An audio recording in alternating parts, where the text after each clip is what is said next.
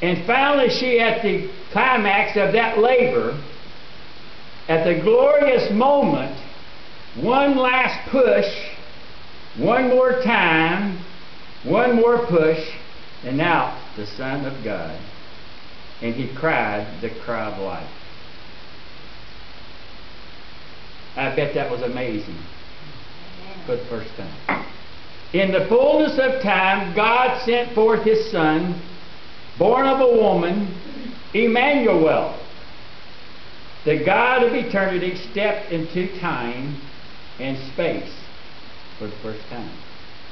The Lord of immensely, the Lord of omnipotence, the Lord of all the attributes that we've been talking about in adult Bible study, was confirmed to be a body perhaps of, I'm only speculating, there was no scales in those days, and I'm only speculating in my own opinion, of maybe 10 pounds or 14 ounces and under 2 feet in length. That's just my guess. I like imagination. That little life came out into the arms of that young father, and neither of them could fathom what was going on.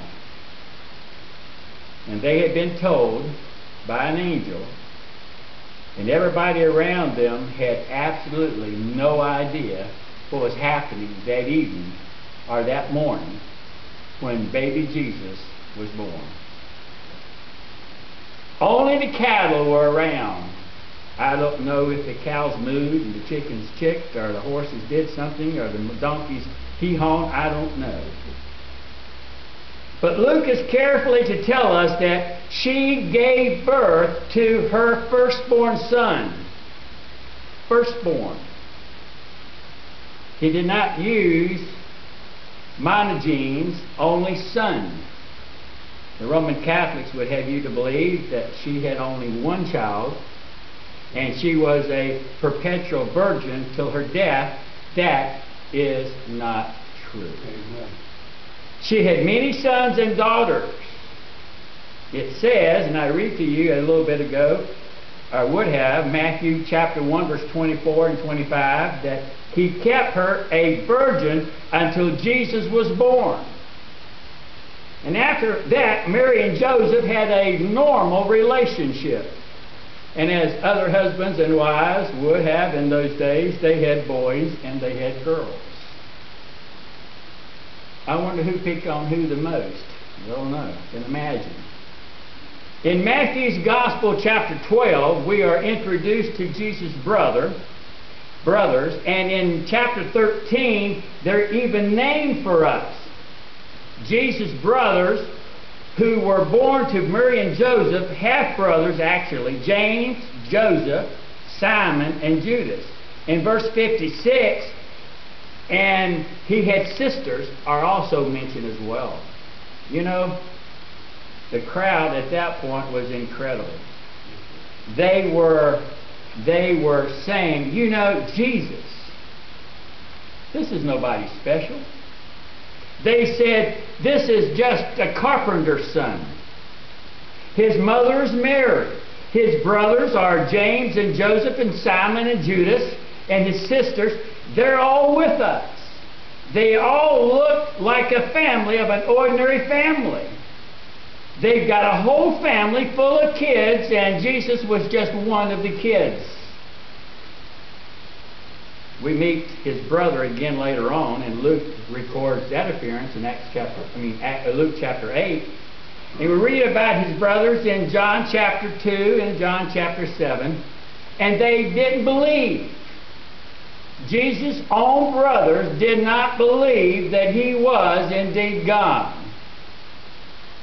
We read about his brothers again in Acts chapter 1. Jesus was not the only son of Mary. Jesus was not the only son. He was the only begotten son. He wasn't the only son. He was the firstborn son. And that's very important. Mary didn't have any children before Christ, so he was the first son. And you see, That's very important, because not only is he the firstborn, which of course means that she was a virgin, but he was the firstborn, which of course means that he had the right to the inheritance. The firstborn in those days were given an inheritance. He is the firstborn. The primary right to a family inheritance. Frankly, Joseph didn't have a lot to get leaving. He was a tradesman. He was a carpenter.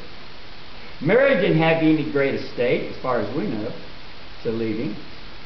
But what he did have, though he had no inheritance, though he had no estate left to him, what Jesus had through David, through Joseph, was he had the right to the throne of Israel. There hadn't been a king in a long time in Israel, a long time. And the Babylons had devastated this whole thing.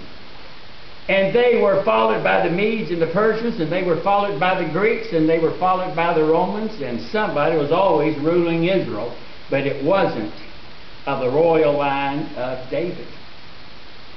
And there was still, and there in the life of Joseph and in the life of Mary, and what they passed on to Jesus was the right to rule on the throne of David. He was the firstborn. And if you study the Old Testament, you'll find how important that firstborn inheritance was. So for the first time in 1,000 years, Israel had a birth of a person who was going to inherit the throne of David. And I want you to also notice something else about this birth. Some amazing details that I find amazing as I was studying this week. She wrapped him in clothes. How many times have I read that and just swirled in my head? And I thought, well, so what? How many times on a Christmas morning we read those 7 verses and just flip it off and fly into the packaging without any thought of what happened that morning? You ever asked, why is that there? She wrapped him in clothes. Why would Luke say that? I always want to know why Luke said anything. What did you say that for? I could have said that about John this morning. Why did you say that for? You told me, but anyway. She in swaddling clothes. That's why we talk about swaddling clothes. Swaddling is an Old English word to describe a wrapping. Sorry, John. And here's what they would do. I'm sure you're interested. What did Mary do when the little baby Jesus was born? Just let him hang out there and wet and dry or whatever? The custom was to take a long strip of cloth and wrap the arms and wrap the legs and then wrap the little baby's body very tightly. And that was for warmth. That was for security. And I mean, that little baby in the womb is in there all cuddled and nestled tightly together, and all of a sudden he comes out into the stark naked hospital room, nothing touching it, his little extremities falling all which ways, and no wonder they're screaming. I didn't stay in the room long enough to see any of my kids like that. I was out very quickly. Maybe I wasn't out of the room, but I was in the floor.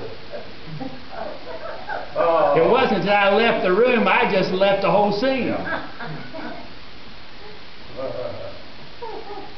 The point is, she treated the baby just like any other baby. This is just a normal little baby. This is just a baby like all other babies. Physically looked like any other child. Physically treated like any other child. No robes. No fancy clothing. didn't come out with a little halo over his head, as we often see. He came out like anybody else would come out, exactly the same way. I don't guess he was breeched coming out head first, like I did. Sorry. No, I came out feet first. Like I never made it out. I was choking on the way down, but anyway. No doubt, kissing that little boy as she wrapped him tightly and warmly and caressing him and nursing him. Shut up, Phyllis. I can just see that on Facebook if I'd put that on there. And then it says, and most interesting, notice it says then, and laid him in a manger because there was no room for him in the inn. Very interesting. Manger is the word platus in the Greek. It means a feeding trough. A feeding trough. A narrow, long, narrow opening container that holds feed and water for animals. By the way, it never says in the Bible Jesus was born in a stable. That was one of the questions. It never says that Jesus was born in a stable. And you know, I never knew that. I just figured he was born in a stable. I've said that for years. I probably preached it for years. But the Bible never says he was born in a stable. It's not there. Just look, it's not there. So if you're been looking for it, you won't find it. It doesn't say he was born in a stable. It doesn't use the word stable. Tradition, old tradition is that he was born in a cave. It doesn't say that either. All it does say, he was laid in a manger, and from that we can deduct that it was a stable because that's an animal feeding trough, and it says there was no room for him in the inn. Well, and that indicates that they couldn't get into the facilities for people.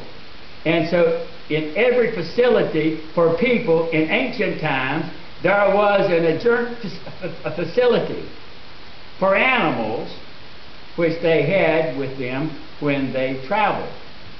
And so they had something outside of a facility, which, as I said, was the public shelter. And they also had a place to park their donkeys and their camels outside the facilities. They didn't stay inside with their animals. They stayed in a nice place, and then on the outside they parked their animals, and that's where Mary and Joseph were. You see a motel, and immediately outside the motel, what do you see? Where do you park your cars? In the parking lot. Well, the means of transportation in ancient days was animals, and so they carried goods on their animals. We carry ours in the trunk. If you were a traveling salesman, you had a beast, a burden to carry your goods, and that's how it was. If you were a traveling family, you had a beast, a burden to carry the woman and the child. I don't think most of you women would want to travel very far on a donkey. So there would be an adjourn to every place to stay, and a place for the animals and the feeding trough as well. And it indicates there was no room for them in the guest house, and they were outside, and the little one was laying in a feeding trough. Who was in the feeding trough? The King of Kings and the Lord of Lords, God Himself. Down in verse 16, it refers to that again. When the shepherds finally came to see him, they found the baby as he laid in a feeding trough. Now, that is a pretty good indication that it was a stable. There was no room in the inn. But there have been a lot of strange things about the poor innkeeper. But as far as we know, there was never an innkeeper. Let me tell you why. The word inn is the word kaiamos, but it's not the normal Greek word for inn. That's a different word for in the Greek, used in, for example, Luke 10:34. The word in the Greek simply means a shelter.